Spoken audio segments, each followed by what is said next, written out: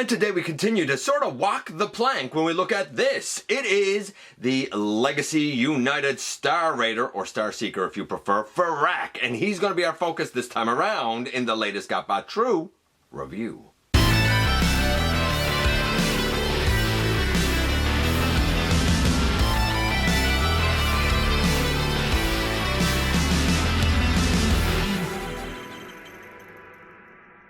Hey one, hey all, welcome back to the channel. I'm your host, your most humble of hosts, Dennis Moulton, aka GotBot. As always, please like, comment, share, of course subscribe, and while you're at it, let him a baby. Hit that notification bell, please. It helps me out a ton and lets you know when content of all sorts goes up here on the channel. Check out Machinery of Man, The Everything Factor, all the groups that I'm either a mod or an admin for, as well as all of my social media links. All of that's in the description down below. Also in the description down below, and if you're in a position to help the channel to grow, you can use the donate link, check us out on Patreon, see what we have to offer to you through spring, or of course hit the join button at any given time and become a channel member. And this is Ferak. He is one of the Star Seeker, Star Raiders. Without kind of getting bogged down in the characterization of this guy, long story short is that he was introduced in Timelines. He's kind of like a bit of a tinkerer, a bit of a creator. He's certainly vicious. He's certainly a skilled combatant. We had the previous classic Cyclonus mold that was used initially for the character of Ferak. So it is the Cyclonus body type, so that makes sense that they would use the Kingdom mold here. How good did it translate to this character? We're going to find out together when we head over to the table and take a closer look at this guy. Let's prepare to walk the plank again, you scurvy sea dogs, as we look at the newest member of the Pirate Star Raider / Star Seeker team. This, of course, is Ferak. To my knowledge, none of these have made it to my neck of the woods. I've seen the deluxes a few times. I have never seen this guy, and I have never seen the leader class pack. That said, I personally have the mainline Thundertron, so I wasn't really in for the leader class pack anyway. But I did want a Ferak, so big shout out to our buddy Casey for finding it, sending it my way. Very appreciated. For those who don't know Ferak, basically he is a Decepticon hunter-seeker skyship, and like, he's kind of like a nutcase, really, and very cruel, and an engineer who creates things like the Nightmare engine and the Cobalt Fusion, Infernal Doombringer and whatnot in the G1 comics. It was in the Winged universe that he first became a member of the Star Seekers, and really where this look, this like Cyclonus clone look of him, really became popularized.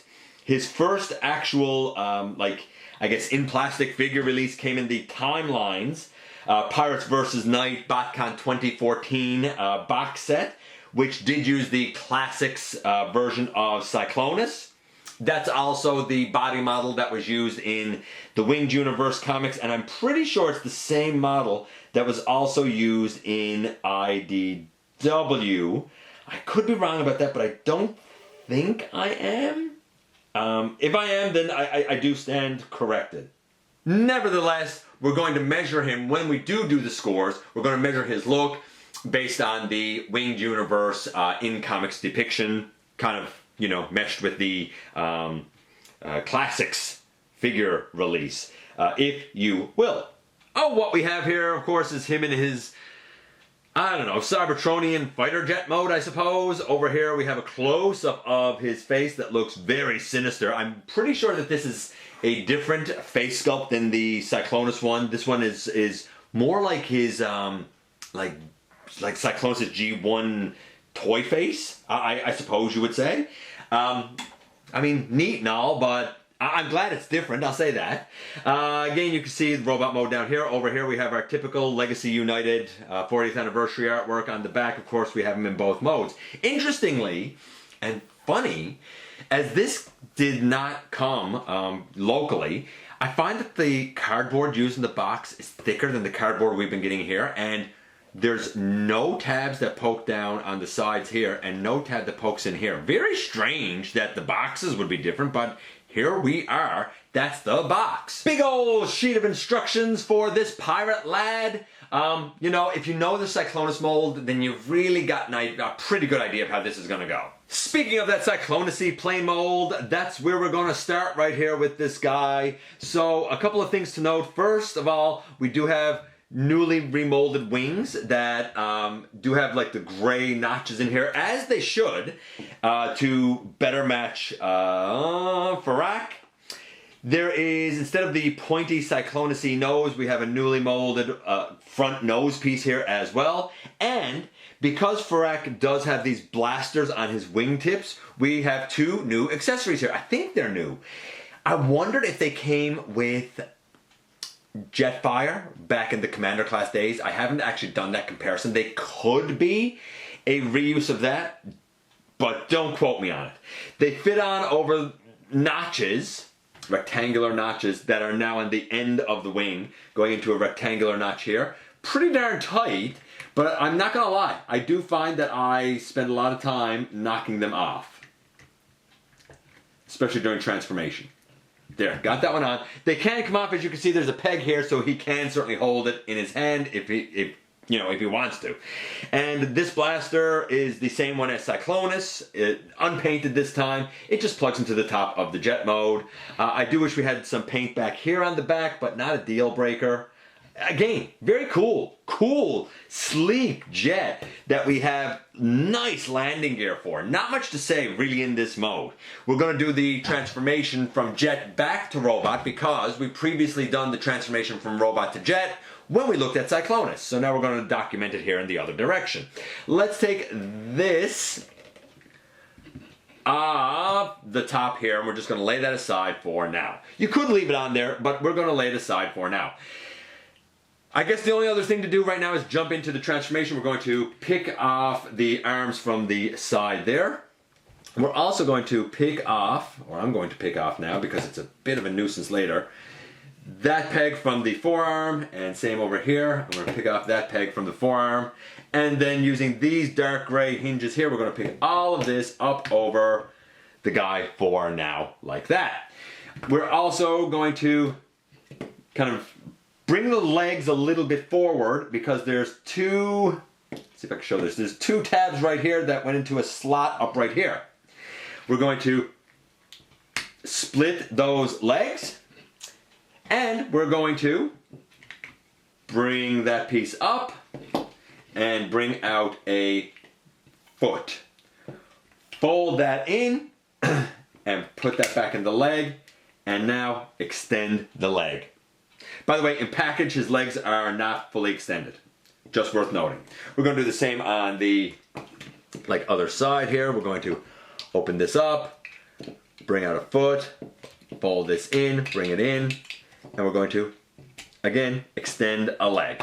I'm going to stand our guy up, readjust the camera, and then we'll do the upper body. Okay, so with the lower body done, now we can focus on the upper body. The first thing to do with the upper body, I find, is to turn the whole cockpit section around. And I knocked off one of those. That was my own fault. Such is life. With that turned around, open that all the way down, and then come up here to the chest, basically, and open that all the way down. Both of those sections opened all the way down. Then we're going to start to bring the nose cone out, and we're going to split it. Now I do find that splitting it here is a little cumbersome, a little more cumbersome than it was with Cyclonus. There. We're going to split the nose cone like that. We're going to, on this gray hinge in here, collapse the very tip of the nose cone, close it back up, and bring that down in the chest to reveal his head. We're going to close the chest up, and we're going to bring the back up. We're going to turn our guy around, and we're going to bring a chest piece over on the side. We're going to bring another chest piece over on the side. You may have to adjust these hinges here, but they should tab in clearly on the side. Then we're going to bring an arm down. We're going to straighten this one up and bring this arm down. And I guess I'm going to put this back on, because why the heck not? Since we are here and doing the transformation. Now, we're going to use this back hinge here, or this back hinge here, and we're going to collapse the wing behind. With Cyclonus, you fold this up, but I think you're supposed to leave it down as a full wing for Ferak, if I'm not mistaken. But I mean, that's your choice. If you want to fold it up, then fold it up, obviously. And now all we have to deal with are his hands, which we turn to the side, a la Cyclonus. And we open these up. We rotate out a hand, close it up. Over here, we do the same thing. We open it up.